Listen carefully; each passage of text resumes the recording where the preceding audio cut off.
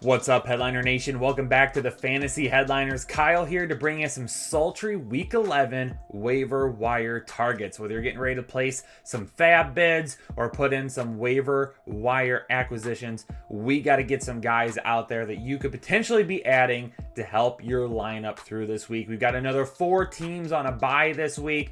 Obviously, like we have been all season, dealing with multiple injuries. We've got a couple of names as well, one of which might affect the quarterback position that may need to be replaced this week. So let's jump into it, Headliner Nation, and let's talk about our running backs first. First overall, and again, these are in no specific order, so they're not in any type of order by preference or anything like that. But number 1 overall, a guy we got to keep an eye on, Rashad Penny. Rashad Penny could come off the PUP prior to the Arizona game on Thursday night. Now, even if he does, do I expect him to be a huge contributor right away? No, I don't. It sounds like almost a given fact that Chris Carson will be back this week. In fact, reports from last week said he was really close to playing. They decided to give it another week and that he would be back against Arizona. So I'm expecting Chris Carson back, but you still have Carlos Hyde there that is injured. DJ Dallas, he's been up and down, scoring some touchdowns and being dependent in that matter, but didn't do anything this past weekend. They're dealing with Alex Collins right now.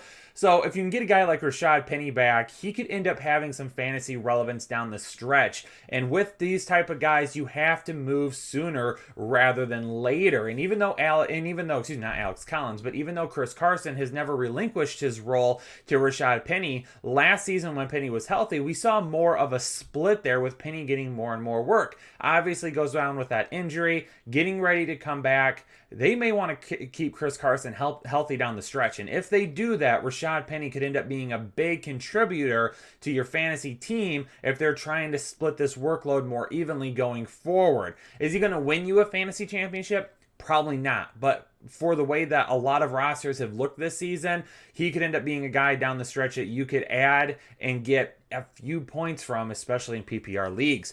Nyheim Hines from Indianapolis and Jordan Wilkins from Indianapolis. We're going to put both of these guys on this list right now because both of them seem to be preferred over Jonathan Taylor from Indianapolis coaching staff. I will say this. Jonathan Taylor, for me, is still a guy, especially like in dynasty formats, is going to be a number 1 running back before this is all said and done. Not number 1 overall, but an RB1 at some point in time. It's probably not going to happen this season. They're fine with the split. And it's something that we talked about quite a bit this offseason with the rookie running backs, right? Being careful because a lot of these guys that you think might dominate the backfield are going to be getting a lot of touches split up with other running backs. And that's really what we've seen and is the case here.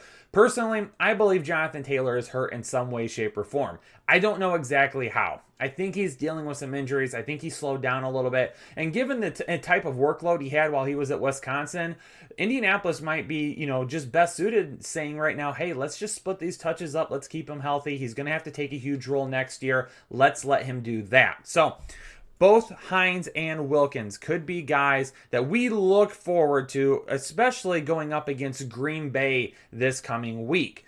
Now, because Jonathan Taylor is still in the mix, Jordan Wilkins for me is more of a deep stash. If you're in a deep league, 14, 16 teams, if you're dealing with a lot of buys, a lot of injuries, Jordan Wilkins is like an emergency option. For PPR and half PPR leagues, Nyheim Hines is my guy. I mean, they're going up against Green Bay. Okay, they've had issues all season long stopping the run, and Jordan Wilkins has 39 carries since their bye week. He to me, he's the lead back on the ground right now.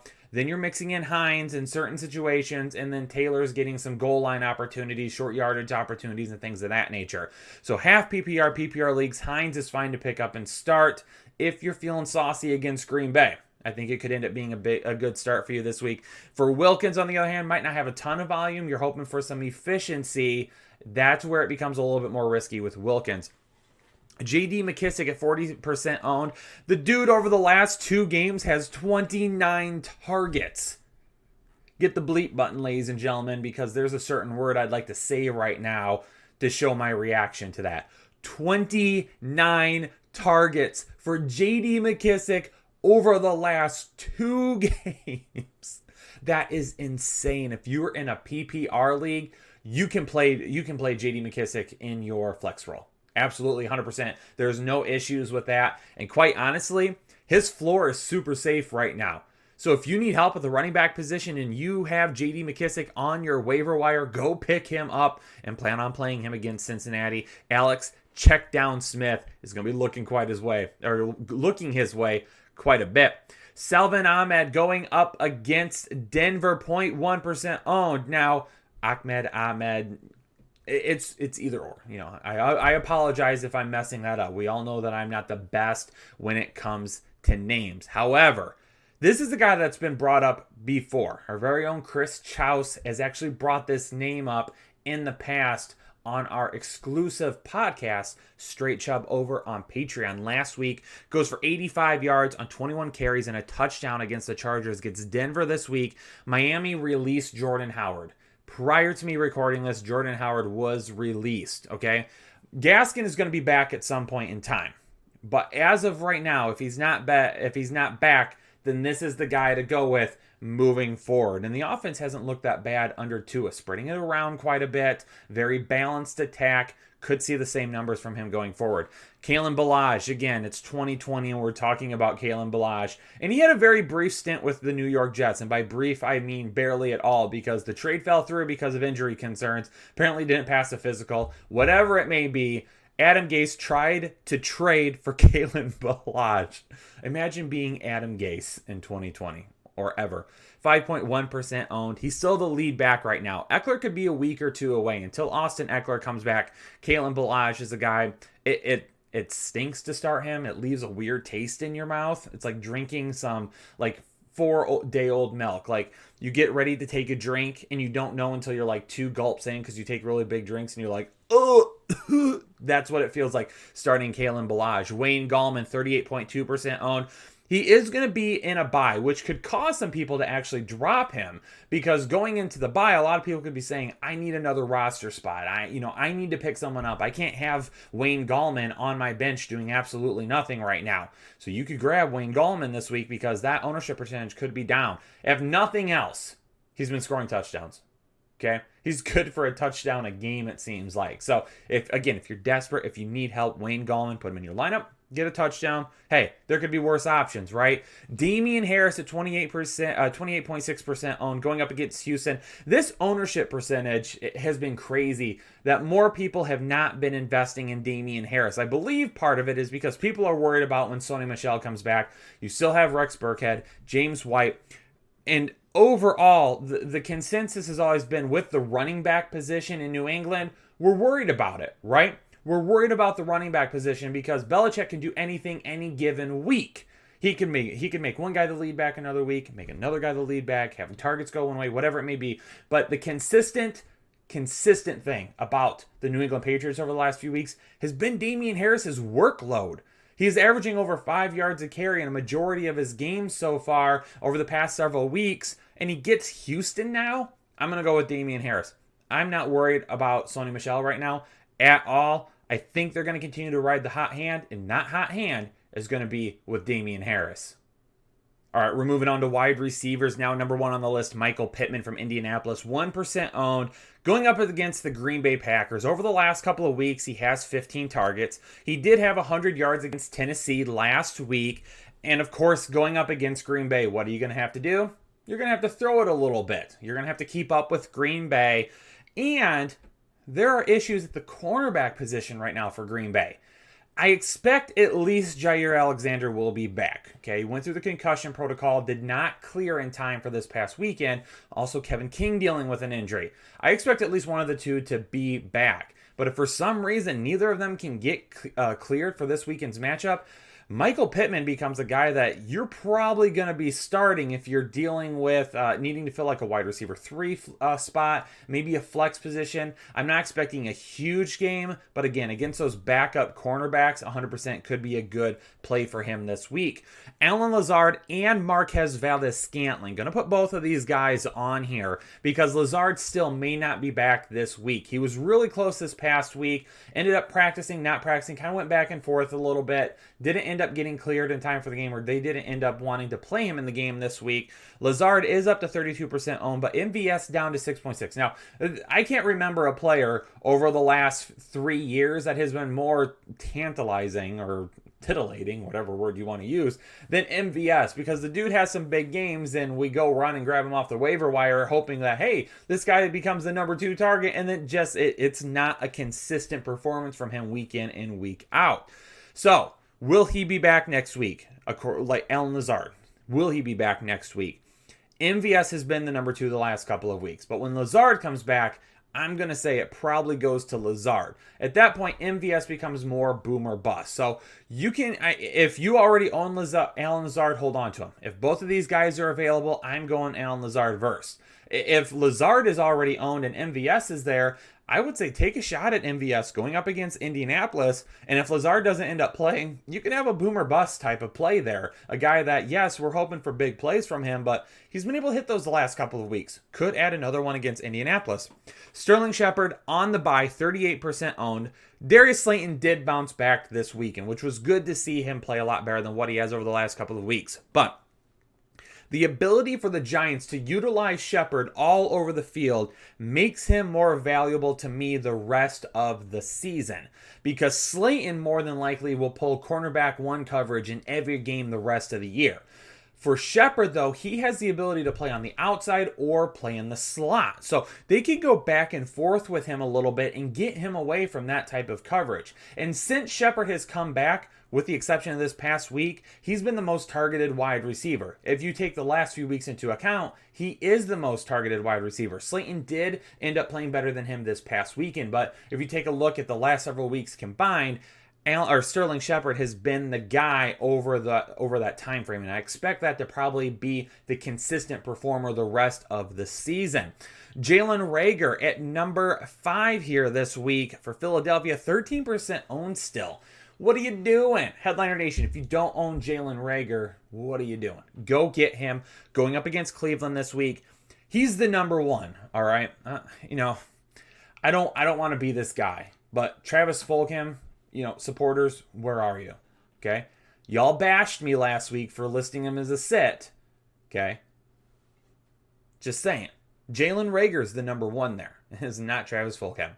It is Jalen Reagor. Grab him now. Go get him now. Did he have a great weekend this past week? No, he didn't have a great weekend. But he's the number 1 wide receiver there. He's the number 1 target there. And he is the best weapon that they have there. Outside of maybe Miles Sanders, but maybe Miles Sanders isn't 100% yet.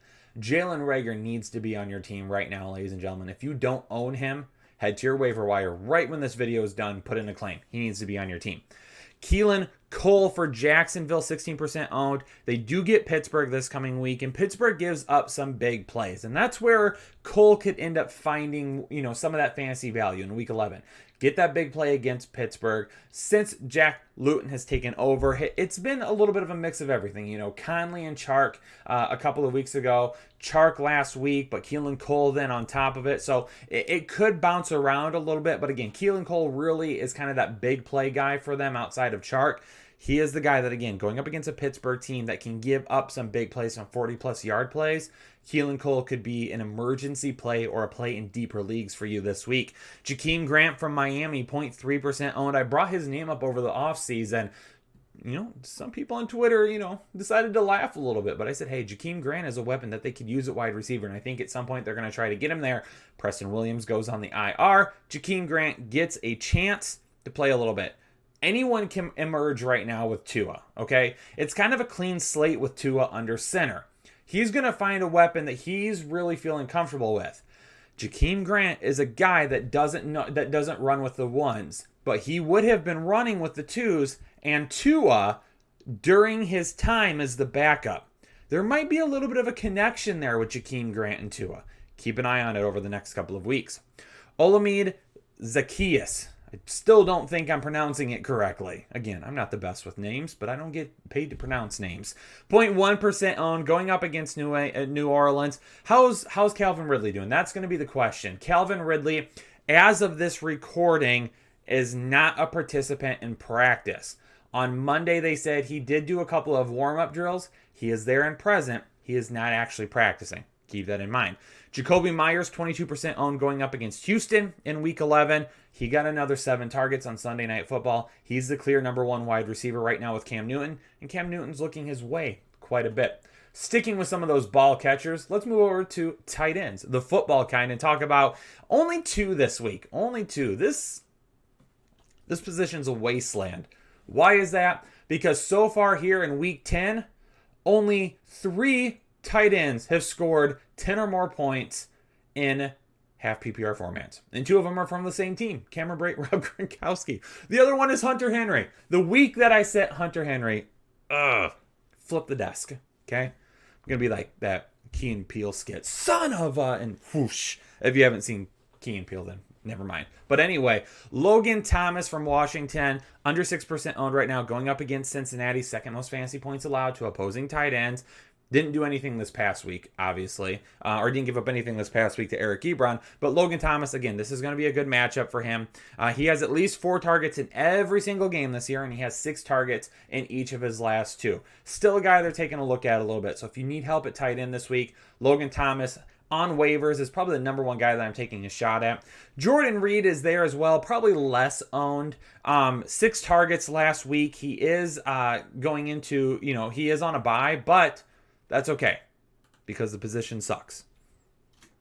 The position sucks. That's all there is to it. So if you're really in a pinch in your tight end, if you're in a pinch with your tight end, that's weird. If you're in a pinch and you don't really have anyone at the position, go ahead and grab Jordan Reed. I mean, make the move now before he's gone. Again, the position's a wasteland. There's nobody there really to help you right now. So if you're targeting anyone, grab Logan Thomas first and then think about Jordan Reed after that. Moving into the streamer portion of our episode this week, quarterbacks and defensive teams, we're going to start with Jameis Winston. Why? Because last night it was said that Drew Brees has a rib injury. Then it was said Drew Brees has rib contusions, could miss some time. All of a sudden, Drew Brees has fractures on both sides of his ribs and a collapsed lung. That escalated quickly. What?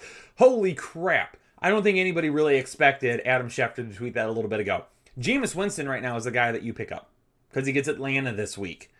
We'll talk about Atlanta here in a second. But it is also an Atlanta team that's been known to give up some fantasy points.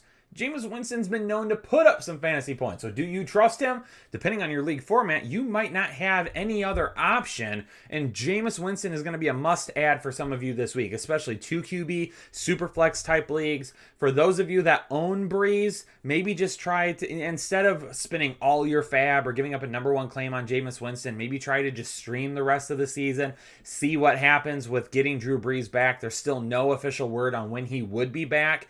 But if he's got fractured ribs on both sides, I can't imagine it's going to be anytime soon. Outside of New Orleans and Jameis Winston, Dallas with Andy Dalton and Garrett Gilbert as well. I don't know if Dalton's going to be back this week or not. Jerry Jones has made it known that when Dalton is back and healthy, he will play. However, if he's not, they are going up against Minnesota this week. Again, another team that's been known to give up some fantasy points.